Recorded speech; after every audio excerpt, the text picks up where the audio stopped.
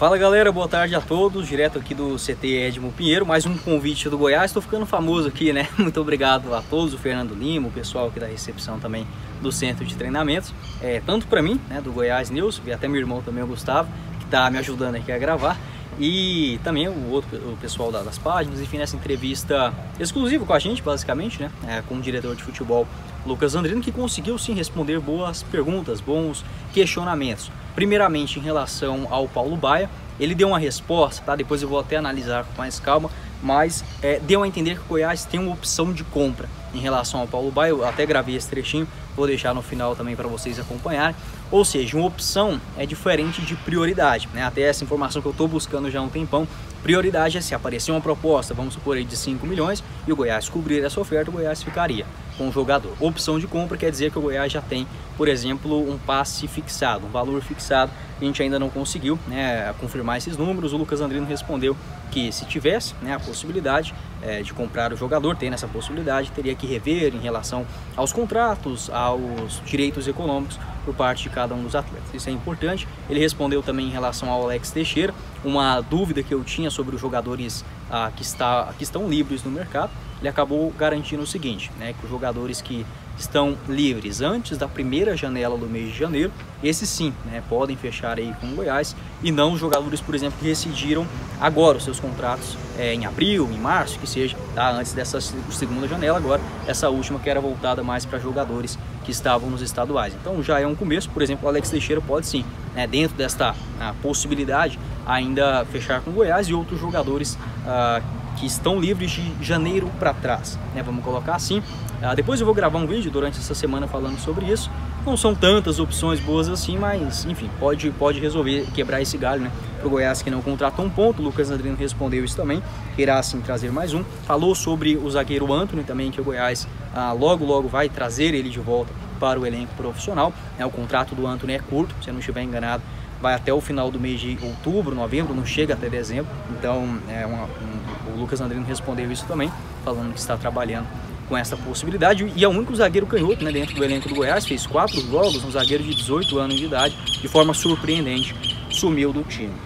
Perguntado também sobre esta responsabilidade, ele disse que encara assim, né, como o principal desafio, vamos colocar assim, até mesmo o mais caro, né, até fiz essa pergunta para ele na entrevista de hoje, e ele disse que com 39 anos, até achei que o Lucas Andrino tinha um pouquinho mais, não parece, mas pô, um diretor com 39 anos, de fato é muito surpreendente, e que vem trabalhando, né, com seriedade também para alcançar os objetivos. Então basicamente é isso. Vou filmar aqui um pouquinho da área aqui para vocês verem, e muito obrigado a todos. Vou deixar também passando mais o trecho da entrevista. Valeu! Já tivemos uma sessão, então chamamos outras 5 páginas diferentes da primeira vez que teve essa entrevista coletiva, esse bate-papo. Estamos também ao vivo no nosso canal no YouTube, né? A gente combinou aqui antes, cada um pode fazer aí as 2 perguntas na sequência, se identifiquem com o nome e a página, né, que vocês estão representando. Boa tarde, Lucas. Cauã do Giro Esmeraldino. Lucas, hoje no seu bate-papo com a imprensa convencional de manhã, você falou da sua janela de transferência que se fechou agora dia 19. Você citou que você sentiu falta de ter fechado com mais pontas, né, atacante sua liberada. E eu também, na minha visão, a gente também carece no elenco de meio armador, que a gente tem o Regis e temos outros 3 jogadores que podem fazer essa função, mas não tem as características do Regis. A gente tem o Ivan Torres, o Luiz Henrique e até o Gava. Eu queria saber se também era uma prioridade sua no seu planejamento contratar mais um meia armador para essa janela, e se esse jogador está nos planos para a janela de julho. Boa tarde, Cauã. Prazer falar contigo. É um ponto bem importante você ter tocado na questão do meia, até porque o Regis tem características peculiares, né, que não é fácil de encontrar no mercado. Eu falei de manhã sobre a plataforma de jogo do Márcio, né, que ela não é engessada, né, até mesmo porque cabe adaptação em alguns jogos, mas a plataforma mãe, guarda-chuva, é um 3-4-3 na verdade, onde apenas 2 homens por dentro jogam, né. Quando joga com esses 2 homens por dentro, geralmente joga-se com um 5 e um 8. e os meias, como os pontas no modelo do Márcio joga muito por dentro, de fora para dentro, eles acabam virando meia. Ora, pode ser quando a bola estiver em lados alternados ou não, né? Mas o meia ponta existe no modelo do Márcio, que é onde eu acho que o Regis cai muito bem, por isso que nós fizemos o movimento da vinda dele. Esse meia armador, esse meia que só articula o jogo, nesse modelo ele fica muito prejudicado, né? Então não está descartada a vinda, até mesmo porque daqui nós temos mais 14 rodadas até a próxima abertura, né, da janela. Não está descartada, mas não é um foco principal. O foco principal é sim nos extremos e talvez mais em alguma carência que apareça daqui até lá, que pode ser que aconteça, até mesmo porque nós temos que cuidar que 15 rodadas, apenas nós estamos falando de 1/3 do campeonato, né? Ainda tem 2/3 a ser preenchidos. Então, eu acho que é isso, atendi bem a tua pergunta aí. O meia, ele, nesse modelo de jogo do Márcio, não é simples dele jogar. Certo. Eu também estou da pergunta sobre 2 jogadores específicos. A gente tem o Paulo Baia, que o contrato dele é de empréstimo de primavera, né, até o fim do ano. E ele vem se destacando desde campeonato goiano, já fez gol na estreia da Série B. E a gente já vê, não digo de clubes, mas de torcedores de outros clubes já pedindo investidas nele na janela no meio do ano. Eu quero saber qual que é a segurança de contrato que o Goiás tem com ele para não perder o jogador agora no meio do ano. E também tem outra situação, eu não sei se é com você ou com o Eduardo da base, mas é do zagueiro Antony, que começou o ano como titular, fez 4 jogos e voltou para o Sub-20. E parece que o contrato dele também só vai até o fim desse ano. Já existe conversa de renovação com o Antony, que parece um zagueiro bem promissor? Em relação ao Paulo Baia, existe já uma conversa com os agentes, né, com o próprio Primavera, que é detentor dos direitos econômicos do atleta. Eu enxergo o Paulo Baia como um jogador também com características bem difíceis de encontrar no mercado, porque um atleta que define em gol com muita facilidade, né? É bem característico isso dele, né? O chute, o arremate em gol, né? E isso no último terço do campo faz muita diferença.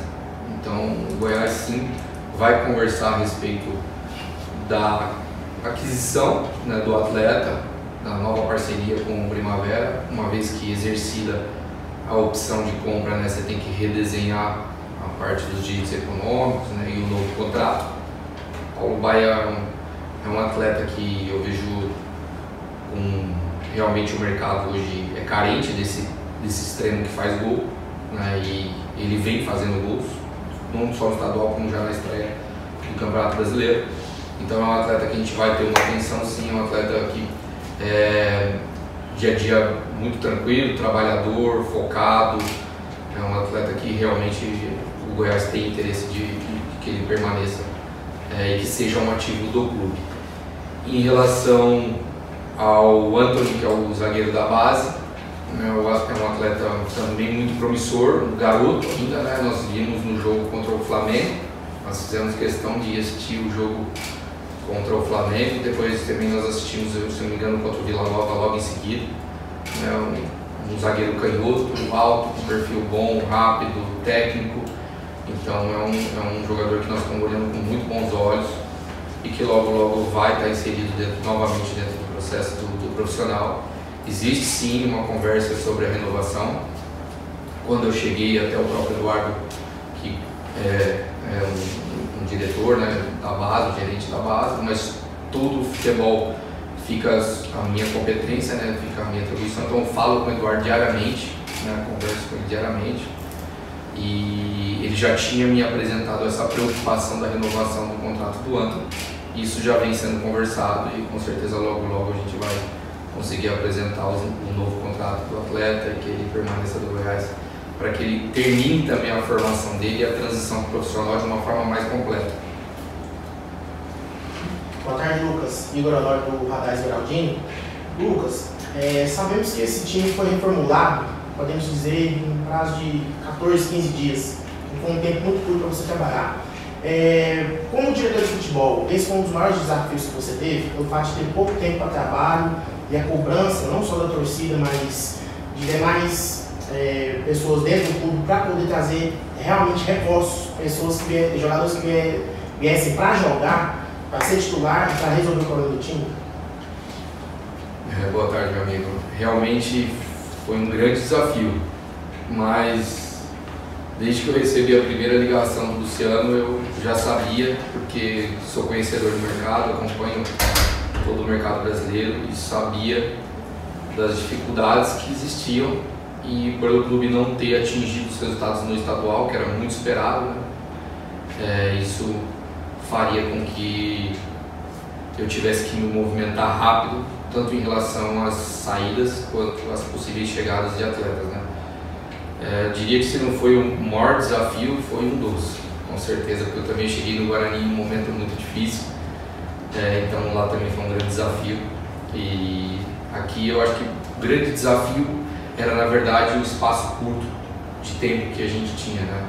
A gente tinha pouquíssimos dias para não só organizar a saída de alguns atletas, sempre eu venho frisando isso com respeito com o profissional, né? E não de uma forma estúpida, como um comungo disso, e ao mesmo tempo nós tínhamos que estar no mercado. Então, aquele fato que eu venho falando que eu estava trabalhando 18 horas aí de 24 era verdade, foi assim todos esses dias. O Luciano acompanhou de perto também, o Márcio, toda a comissão técnica, mas não que o trabalho vá cair o ritmo, mas agora a gente consegue preparar a próxima janela com um pouco mais de tranquilidade e um pouco mais de análise até propriamente do mercado mais amplo, porque abre, né, a possibilidade de exterior, abre outras possibilidades e a gente não fica restrito somente ao Brasil e a atletas que tinham disputado o estadual, porque essa era uma condição da janela, né? Então